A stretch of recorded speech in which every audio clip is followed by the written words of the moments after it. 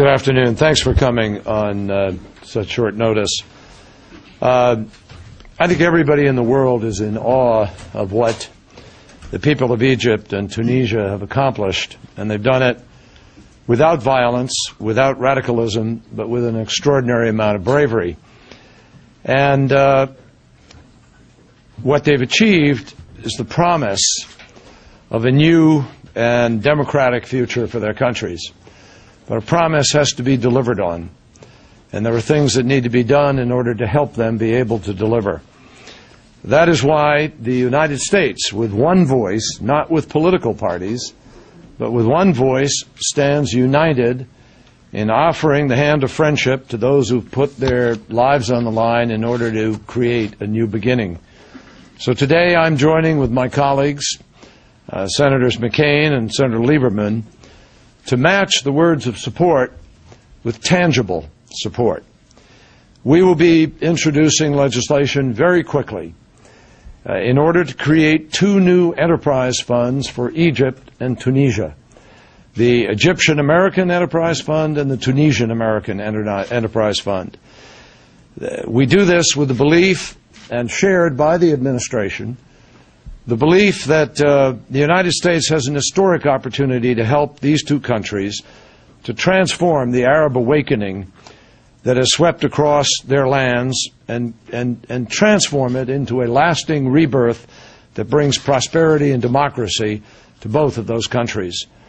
These new enterprise funds will allow us to do what the people of Egypt and Tunisia are calling for, and that is to provide investment capital for their entrepreneurs and private businesses so that their economies can stabilize, can prosper, and most importantly, create the thousands of jobs that are desperately needed across all levels of their societies. These two funds are directly modeled after the extraordinarily successful enterprise operations set up in Central and Eastern Europe after the fall of the Berlin Wall. By investing $1.2 billion in American money at that time, we attracted another $5 billion in private capital. And together we put the economies of 19 countries on the road to stability, and importantly put the governments of those countries on the road to democracy. And we don't have all the details worked out, and we're working with the administration on the specific amount of money. But we have talked with the State Department and the officials there, and they recognize and join with us in the urgency of solidifying the transformation that is underway in Egypt and Tunisia now. We expect that the initial funds will come from existing programs under the control of state and USAID. So one final thing I would say about this. These programs will carry a message that carries far beyond Egypt and Tunisia. They will tell people across the Arab world that the United States is willing to help them build strong economies and strong democracies. This is an investment in the future of the Arab world and in the future of America's national security. And we look forward to working together to get it passed as quickly as possible. Secretary of State is going to Egypt and Tunisia this weekend. And we want her to help carry the message that the United States Senate and the American people want to do everything we can to help restore the economies of these two countries. Both countries have sophisticated, very advanced culture, very well-educated populations. Both countries have been severely damaged by not only the upheaval associated with these changes in government, but the tourism, which is one of the most important parts of both Tunisian and Egyptian economies, have been basically wiped out. 10% of the Egyptian GDP is got to do with tourism. There's no tourism in Egypt today. Senator Lieberman and I stayed in a hotel in Tunis, which is a very large hotel. We were the only people in the hotel. This time of year, both are completely full. So they are hurting very dramatically. I'd like to point out another thing, and that is that these young revolutionaries are not overjoyed about us and and the perceived lack of support for them under these previous governments, Ben Ali and Mubarak. But the one thing they respect and want more than anything else is for us to help them restore their economy. And this is the first step that we can do what has been proven to be successful in Eastern Europe post-Cold War, and it's proven to be.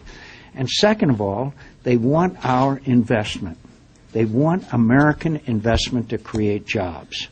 And they understand, and, well, let me put it this way, we understand that it was economic deprivation imposed by dictatorial governments that caused this flashpoint to take place in a little town in Tunisia where a guy who was college educated was trying to sell some fruits and vegetables, was not allowed to do so, doused himself with gasoline and lit a match. That match lit this whole revolution. And the people of Tunisia, in my view, and the people of Egypt, and we are not neglecting other countries in the region, but right now they are ready. They are ready to get a message that the people of the United States are behind them, and we understand that their major challenge, along with the formation of a government with free and democratic processes and transparency, is the restoration of their economy. So I want to thank Senator Kerry for his leadership. I hope that we will be sending the message to the people of Tunisia and Egypt that help is on the way. The people there who led the peaceful revolutions against their previous autocratic regimes really want to build a new partnership with the United States of America. And this legislation that we're introducing today will enable Secretary Clinton to say, when she visits Tunisia and Egypt, we're not only rhetorically supportive of you, we're ready to put some money and invest it in your economic future. I came back from Tunisia and Egypt thrilled about what I saw. I think it's a genuine democratic revolution consistent with the best of American values and aspirations. And it struck me that the people in Tahrir Square and throughout Tunisia and Egypt who pushed their governments out to open up a new day for themselves were as focused on broader economic opportunity for themselves and their families as they were on political freedom. This was a revolution for both political freedom and greater economic opportunity. And this investment that we will make in these enterprise funds will enable us to begin to meet those expectations. I'm optimistic about where these peaceful democratic revolutions are going, but I'm not at all naive about the fact that there's tough times ahead to make sure that there's a successful transition to democracy. I would frankly say that what happens in the next 2 years will determine what happens probably for the next century in Tunisia and Egypt, and it's why it's so important that we seize this moment, not stand idly by, and give every support we can to the aspirations of the people in the Arab world. Finally, let me answer a question that will naturally be asked. Can we, in the midst of all the budget difficulties we have here in America, afford to give any support to the people of Tunisia and Egypt? My answer is we can't afford not to. In the first instance, as Senator Kerry said, the first money going into these two funds will be reprogrammed from existing appropriations to the State Department, but I hope we add to that money.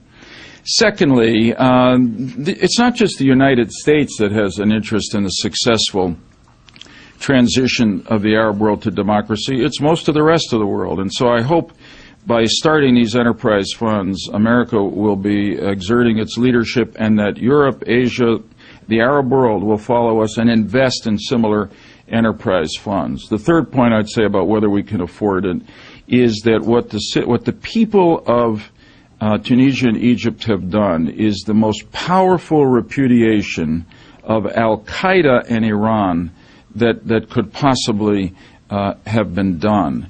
And when you think about the hundreds of billions of dollars that America has spent since 9/11 in Iraq, Afghanistan, throughout the world, improving our homeland security, all of it aimed at protecting us from Islamist extremism and terrorism, this people's movement in Tunisia and Egypt and now throughout the Arab world really is the ultimate defeat for those ideologies that threaten us, and therefore we have every interest in investing a relatively modest amount of money to make sure that these revolutions succeed. Thank you.